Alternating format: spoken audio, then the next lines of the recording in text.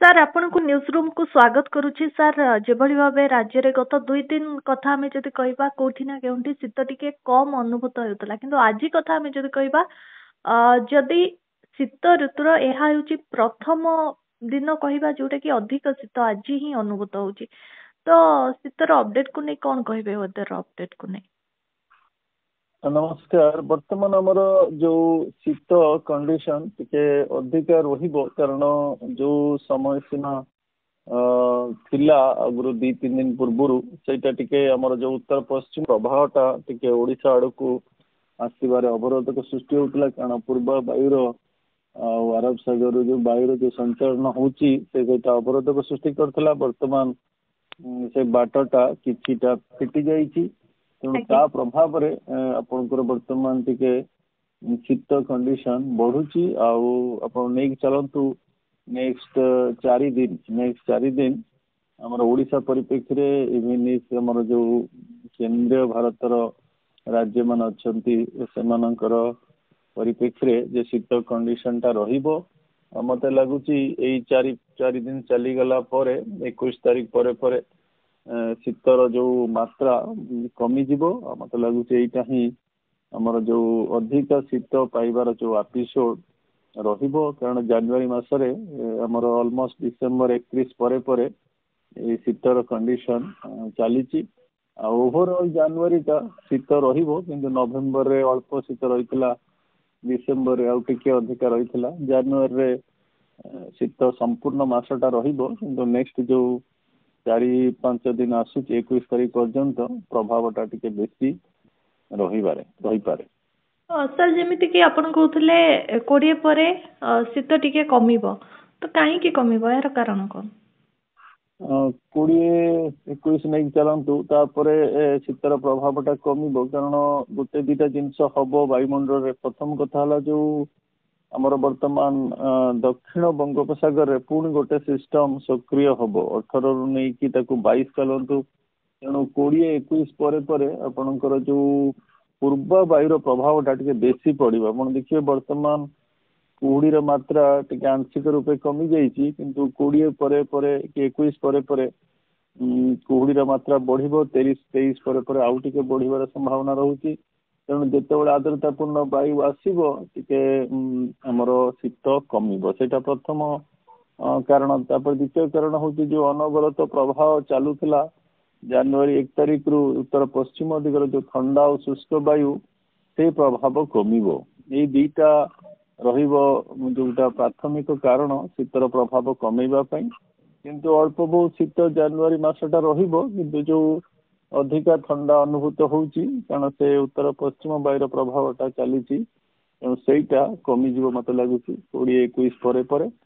ତେଣୁ ତାପରେ ଧୀରେ ଧୀରେ ଆମେ ଗୋଟେ ପରିବର୍ତ୍ତନ ଋତୁ ଚକ୍ରକୁ ଯିବା। ମତେ ଲାଗୁଛି 22 ପରେ ଶୀତର ପ୍ରଭାବ ଆହୁରି କମିବ, କିନ୍ତୁ ଓଭରଅଲ ଜାନୁଆରୀଟା ଅଳ୍ପ ବହୁତ ଶୀତ ରହିପାରେ।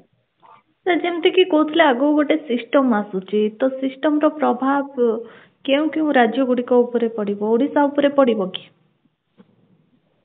ନାଇଁ, ଓଡ଼ିଶା ଉପରେ ପଡିବାର କୌଣସି ସମ୍ଭାବନା ନାହିଁ, କାରଣ ଉତ୍ତର ଭାରତରେ ବି ଲାଗୁଛି ସେମିତି ପଛକୁ ପଛ ଯୋଉ ଆମର ପଶ୍ଚିମା ଝଡର ପ୍ରଭାବ ରହିବ। ମତେ ଲାଗୁଛି ନେକ୍ସଟ ପଶ୍ଚିମା ଝଡ ସେମିତି 18ରୁ 20, ତାପରେ 21ରୁ 23, 26ରୁ 28, 30ରୁ 31, ଏଇ ସବୁ ସମୟ ସୀମା ଭିତରେ ଛୋଟ ଛୋଟ ପଶ୍ଚିମା ଝଡ ଉତ୍ତର ଭାରତକୁ ପ୍ରଭାବିତ କରିପାରେ। ସେମିତି ଦକ୍ଷିଣ ଭାରତରେ ଯଦି ଆପଣ ଦେଖିବେ ଗୋଟେ ଘୂର୍ଣ୍ଣିବଳୟ ବର୍ତ୍ତମାନ ଆଉ 24 ଘଣ୍ଟା ଚାଲିଗଲା ପରେ ସେ ଧୀରେ ଧୀରେ ଟିକେ ସକ୍ରିୟ ହେଇକି ଆମର ସ୍ଥଳ ଭାଗ ଆଡକୁ ଅଗ୍ରସର ହବ। ସ୍ଥଳ ଭାଗ ମାନେ ଆମର ଯୋଉ ଦକ୍ଷିଣ ଭାରତର ରାଜ୍ୟ ମାନେ ଅଛନ୍ତି, ପର୍ଟିକୁଲାରଲି ଆପଣ ତାମିଲନାଡୁ, ପୁଡୁଚେରୀ, ଆମର ଦକ୍ଷିଣ ଆନ୍ଧ୍ରପ୍ରଦେଶ, କେରଳ, ଦକ୍ଷିଣ କର୍ଣ୍ଣାଟକ, ଏଇ ଯୋଉ ଅଞ୍ଚଳଟା ରହୁଛି ଇଏ ପ୍ରଭାବିତ ହେଇପାରେ ଅପ୍ ଟୁ 22 ତାରିଖ ପର୍ଯ୍ୟନ୍ତ।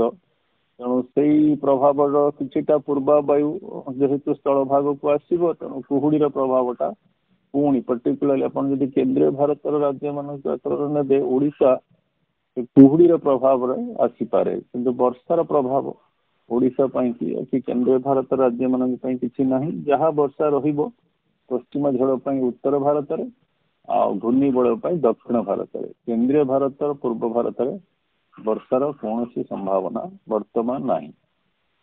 ଯେମିତି କି କହୁଥିଲେ କୁହୁଡିର ପ୍ରଭାବ ରହିବ। ଆଜି କଥା ଆମେ ଯଦି କହିବା, ଆଜି ତ ଯଦିଓ କୁହୁଡି କମିଛି, ତଥାପି ଯେମିତି କି ଆପଣ କହୁଛନ୍ତି ଆଗକୁ କୁହୁଡି ହବ। କେଉଁ କେଉଁ ଜିଲ୍ଲା ଗୁଡିକ, ଆମ ରାଜ୍ୟ କଥା ଯଦି କହିବା, କେଉଁ କେଉଁ ଜିଲ୍ଲା ଗୁଡିକରେ ଅଧିକ କୁହୁଡି ହେବ, ସେ ନେଇ କଣ କହିବେ ସାର୍?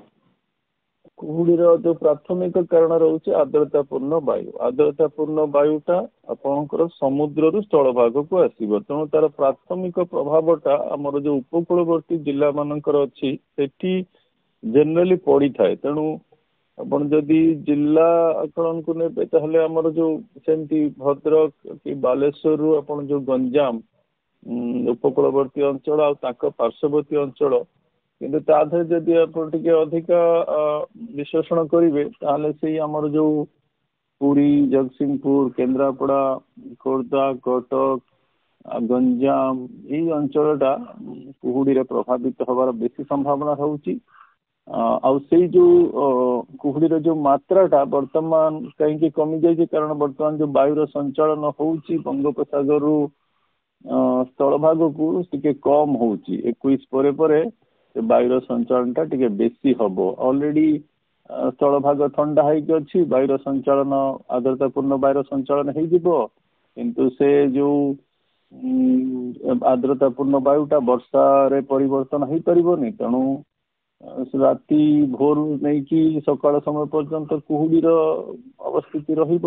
ତେଣୁ ସେଇ ଅବସ୍ଥିତିଟା 21, ମତେ ଲାଗୁଛି 21 ପରେ ପରେ ଟିକେ ଅଧିକା ବଢିବାର ସମ୍ଭାବନା ଅଛି। 23ରୁ ଯୋଉ 30 ସମୟ ସୀମା ରହୁଛି, ଯେ ଏ ମାସ ଶେଷ, ସେଇ ସମୟ ସୀମାଟା ଲାଗୁଛି ଟିକେ ଅଧିକା କୁହୁଡି ରହିପାରେ। ଆଉ ତା ସହିତ ଉତ୍ତର ଭାରତରେ ତ କୁହୁଡି କଣ୍ଡିସନ ଚାଲିଛି, ଆଉ ଗାଙ୍ଗେୟ ଉପତ୍ୟକାରେ ସେଇ କଣ୍ଡିସନଟା ବଳବତ୍ତର ରହିବ।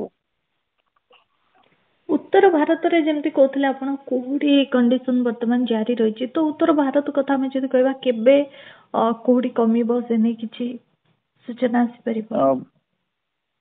ବର୍ତ୍ତମାନ ଆପଣ ଯଦି କୁହୁଡି କଣ୍ଡିସନଟା ଦେଖିବେ, ତାର ଯୋଉ ସ୍ଥାନୀୟ କାରଣ ସବୁ ରହୁଛି, ସେ ବିସ୍ତୃତିକୁ ବଢିଥାଏ କମେଇଥାଏ। ଉତ୍ତର ଭାରତରେ ଗୋଟେ ପ୍ରଦୂଷଣ ଗୋଟେ ବଡ ସମସ୍ୟା, ସେଇଟା ଗାଙ୍ଗେୟ ଉପତ୍ୟକାରେ ସେ କୁହୁଡିକୁ ଆହୁରି ଟିକେ ଘନ କୁହୁଡି କରିଥାଏ ଆଉ ବଳବତ୍ତର ରଖିକି ବହୁତ ସମୟ ରଖିଥାଏ। ଆପଣ ଦେଖିବେ ପୁରା ଜାନୁଆରୀ ମାସ ବର୍ତ୍ତମାନ ସେ କୁହୁଡି ଚାଲିଛି। ତେଣୁ ସେଠି ଯୋଉ ପ୍ରଭାବଟା ମତେ ଲାଗୁଛି ପୁରା ଜାନୁଆରୀ ମାସ ଯାକ ରହିବ, ଯେପର୍ଯ୍ୟନ୍ତ ଯୋଉ ବାୟୁର ଯୋଉ ଚଳନ, ଯୋଉ ଆମର ମୁଖ୍ୟତଃ ଯୋଉ ଉତ୍ତର ପଶ୍ଚିମ ଥଣ୍ଡା ବାୟୁର ଯୋଉ ଚଳନଟା ଅଛି ସେଇଟା ନ କମିଛି, ଆଉ ବାୟୁର ଯୋଉ ପ୍ରଦୂଷଣର ଟିକେ ମାତ୍ରା, ତାର ପ୍ରଭାବ ଟିକେ କମିଛି। ତେଣୁ ସେଇ ଯୋଉ ଦିଟା ଫ୍ୟାକ୍ଟର ରହୁଛି, ମତେ ଲାଗୁଛି ସେ ସମ୍ପୂର୍ଣ୍ଣ ଜାନୁଆରୀ ସେ ପ୍ରଭାବ ରହିବ। କିନ୍ତୁ ସେ କମିବ ବଢିବ ଯେତେବେଳେ ଆପଣଙ୍କୁ ପଶ୍ଚିମା ଝଡ଼ ଆସିବ, ସେ କିଛିଟା ବର୍ଷା କରେଇଦବ। ବର୍ଷା କରେଇଦେଲେ ଯୋଉ ପ୍ରଦୂଷଣ ଅଛି ବାୟୁମଣ୍ଡଳରେ ସେ କମିଯିବ, କୁହୁଡି କମିଯିବ। ପୁଣି ପଶ୍ଚିମା ଝଡ଼ ଚାଲିଗଲେ ପୁଣି ସେ କୁହୁଡିର ପ୍ରଭାବ ରହିବ। ତେଣୁ ଏଇ ଗୋଟେ ବହୁତ ଜଟିଳ ସମସ୍ୟା, କାରଣ ସେଠି ପ୍ରଦୂଷଣ ରହୁଛି, ବାୟୁମଣ୍ଡଳ ପରିସ୍ଥିତି ରହୁଛି, ସ୍ଥାନୀୟ କାରଣ ରହୁଛି। ତେଣୁ ସେଠି ଏଇ ଯୋଉ କୁହୁଡିର ପ୍ରଭାବଟା ସମ୍ପୂର୍ଣ୍ଣ ଜାନୁଆରୀ ଆପଣଙ୍କର ବଳବତ୍ତର ରହିବାର ମତେ ଲାଗୁଛି। ନିହାତି ଭାବେ ବହୁତ ବହୁତ ଧନ୍ୟବାଦ ସାର୍ ଆପଣଙ୍କ ଆଲୋଚନା ପାଇଁ।